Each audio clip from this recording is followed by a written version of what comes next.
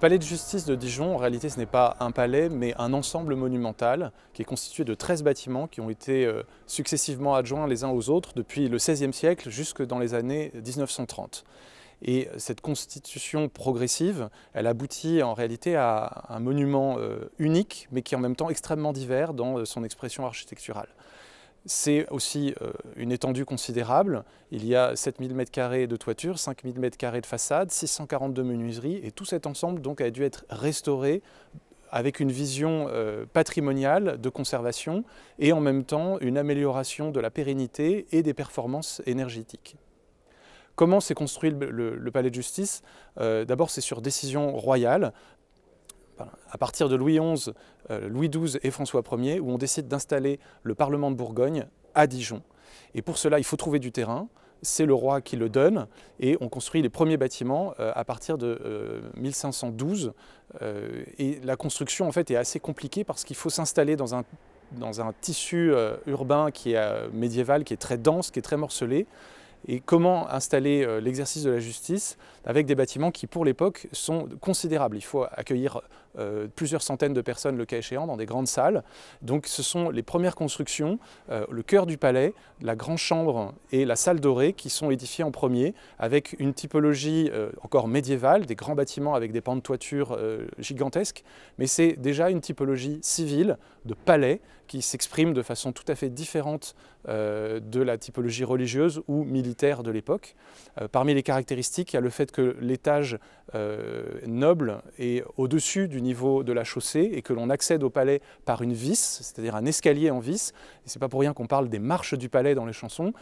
Ça exprime la noblesse de l'institution que de se situer dans les hauteurs, au-dessus de niveaux courants de la ville. Cette première construction va rapidement être étendue avec la construction de ce qu'on appelle aujourd'hui la salle des pas perdus, qui date, elle, du troisième quart du XVIe siècle et qui est la façade principale aujourd'hui encore du palais, qui donne vers le palais des Ducs avec ce grand pignon sculpté avec des décors de Hugues Brouillet et Hugues Sambin. C'est une expression aussi très riche, qu'on appelle Renaissance maniériste, avec des sculptures qui évoquent véritablement l'expression de la justice, mais en même temps aussi une espèce de fantaisie un peu débridée.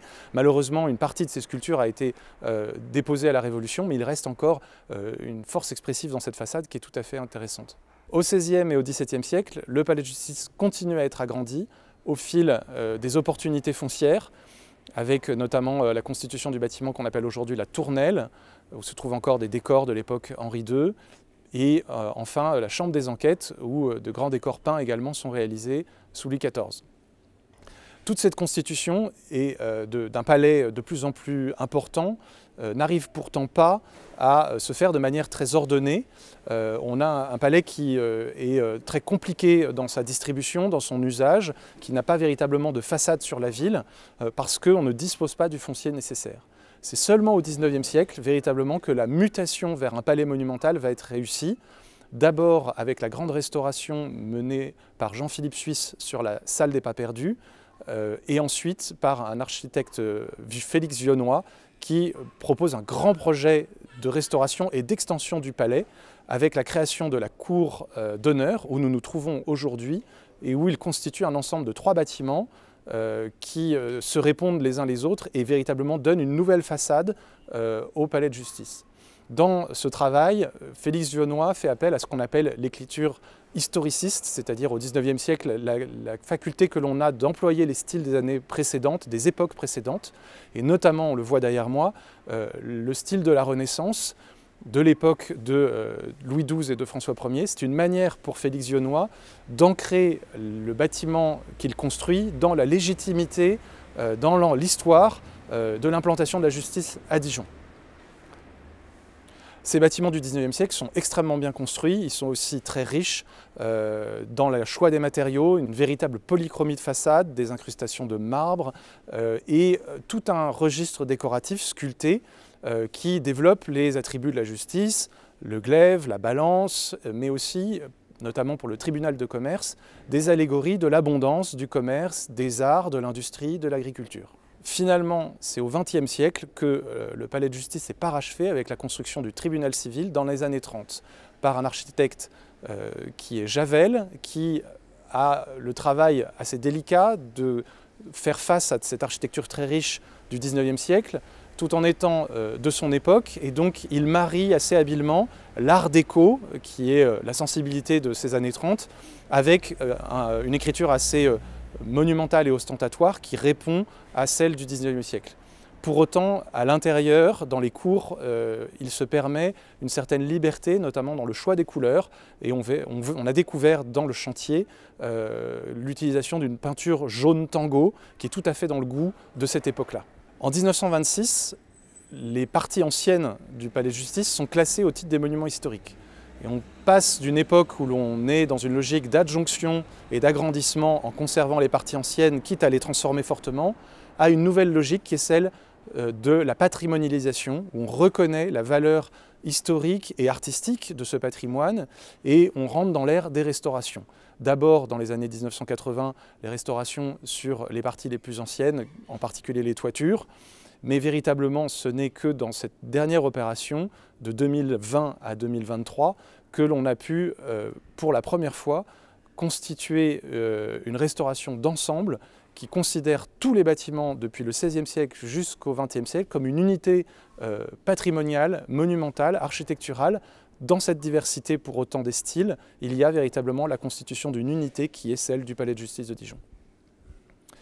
Donc l'intervention que nous avons conçue, elle tient compte de cette unité en traitant l'ensemble des bâtiments avec un certain niveau homogène de qualité des interventions, notamment parce qu'au XXe siècle, où on n'avait pas forcément eu ce regard, on est intervenu en réparation avec des matériaux de moindre qualité.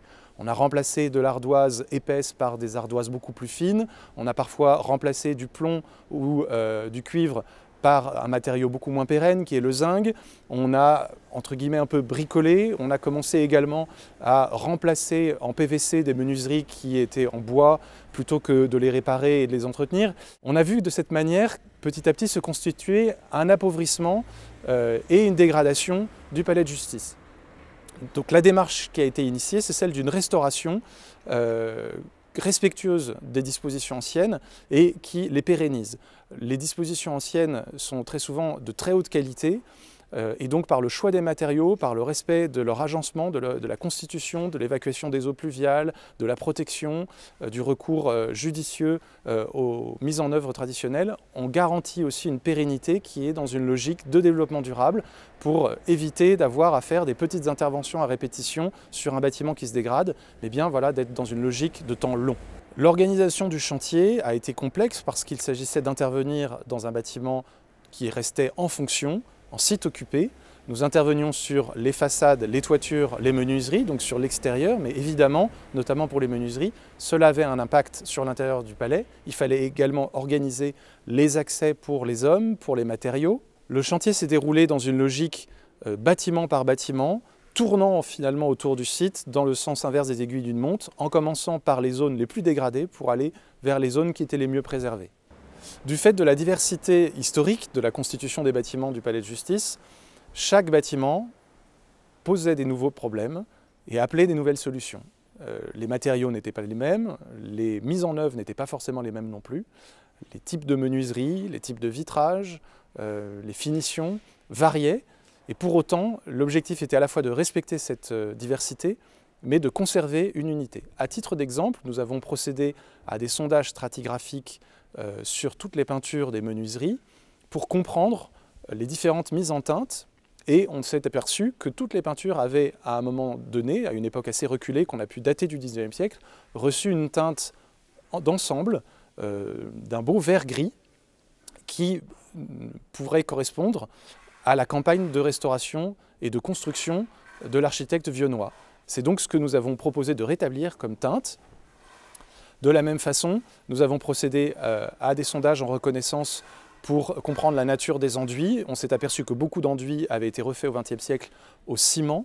À d'autres endroits, des enduits qui avaient existé avaient été déposés. Et nous avons remis en place des enduits, cette fois-ci à la chaux, pour assurer la protection des maçonneries et en même temps permettre, par le fait que la chaux est un matériau perméable, permettre les échanges hydriques et donc assurer une meilleure pérennité.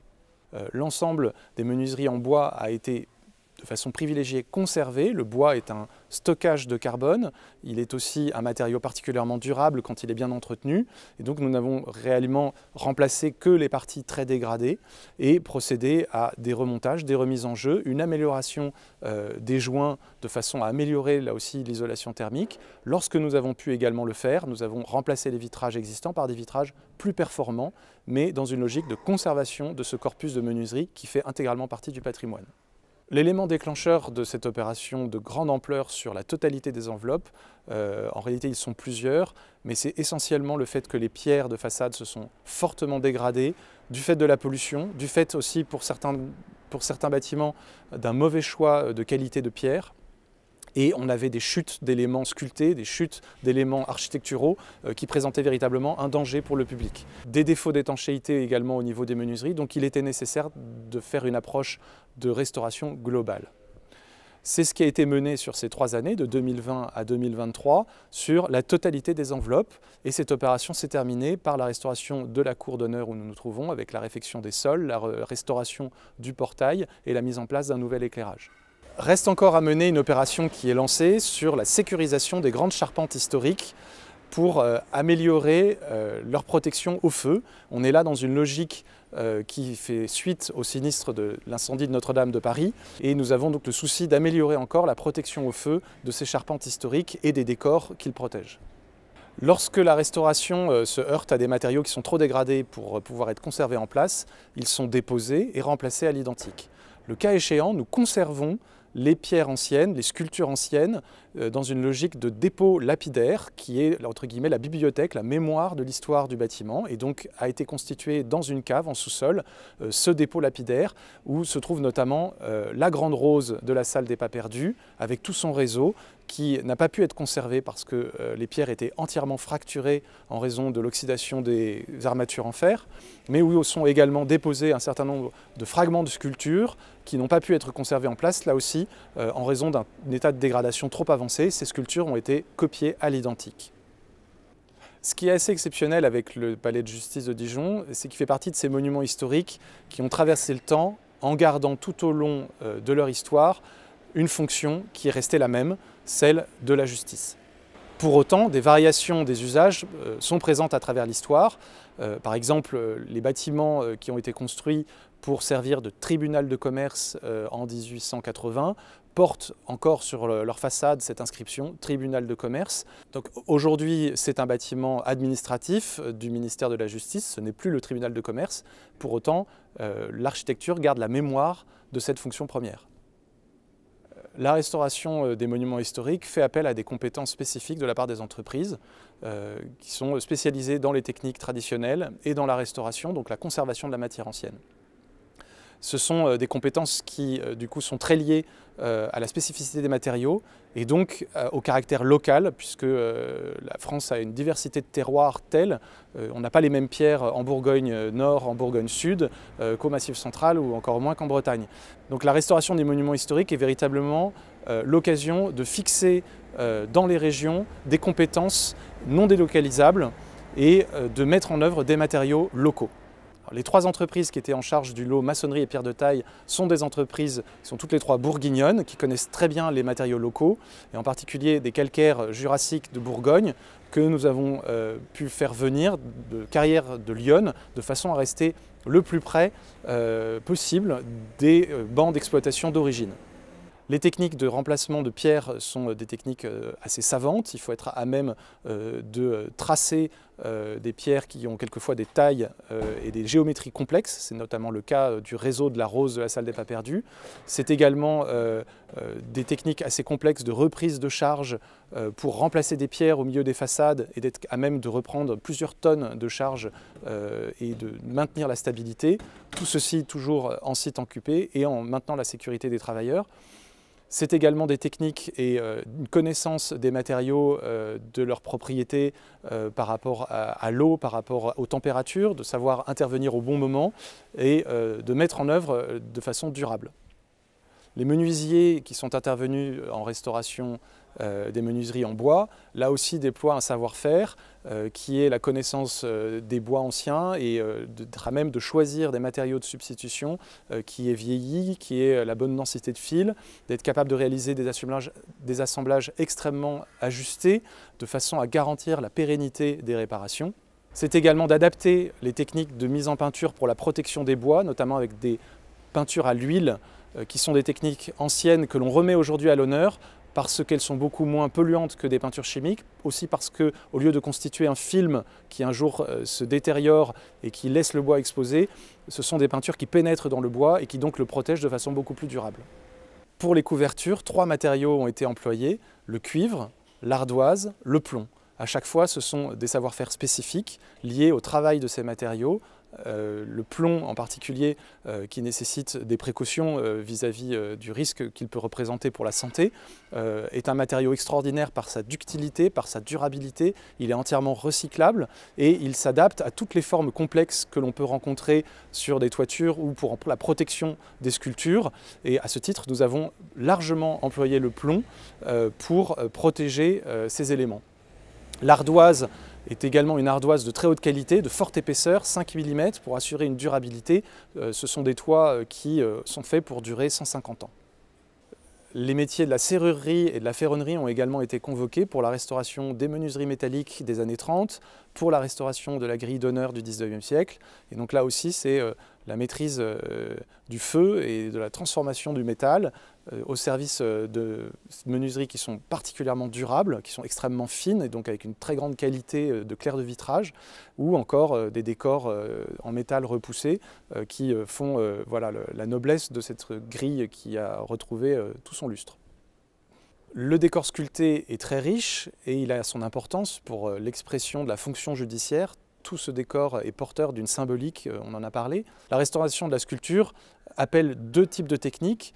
La conservation au maximum de la sculpture ancienne et le cas échéant des réparations avec des mortiers adaptés, ou bien, lorsque c'est nécessaire, le remplacement de parties de sculpture trop dégradées par ce qu'on appelle des greffes en pierre qui sont intégrées. Et donc là, c'est le maçon tailleur de pierre qui procède à la pose des greffes qui sont ensuite sculptées par le tailleur à l'identique. Donc là également, des savoir-faire remarquables dans la sculpture pour s'adapter à des styles tout à fait différents de sculpture gothique, de sculpture renaissance, de sculpture classique.